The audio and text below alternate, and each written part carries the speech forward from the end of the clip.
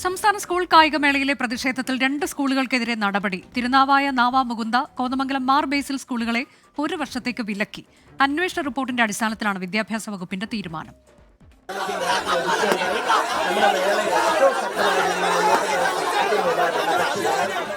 സംസ്ഥാന സ്കൂൾ കായികമേള അലങ്കോലപ്പെടുത്തിയവർക്കെതിരെ കടുത്ത നടപടിയാണ് വിദ്യാഭ്യാസ വകുപ്പ് സ്വീകരിച്ചത്.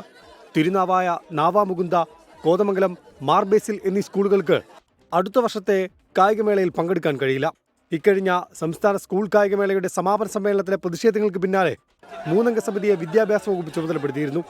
ഈ കമ്മിറ്റിയുടെ റിപ്പോർട്ട് പരിഗണിച്ചാണ് പുതിയ നടപടി. NMHSS തിരുനാവായ, മലപ്പുറം, മാർ ബേസിൽ, HSS കോതമംഗലം, എറണാകുളം എന്നീ സ്കൂളുകളെ വരുന്ന വർഷത്തെ സംസ്ഥാന സ്കൂൾ കായികമേള മത്സരത്തിൽ നിന്ന് വിലക്കി എന്ന് തീരുമാനമായിട്ടുണ്ട്. മേളകൾ അലങ്കോലപ്പെടുന്ന സ്കൂളുകളെ വരും വർഷങ്ങളിലും വിലക്കും. സ്കൂൾ കായികമേളയിലും കലോത്സവത്തിലും ഇത് ബാധകമായിരിക്കും. സമിതിയുടെ നിർദ്ദേശങ്ങൾ പൂർണ്ണമായി പാലിച്ചായിരിക്കും ഇക്കുറി കലോത്സവം നടക്കുക. 24 തിരുവനന്തപുരം.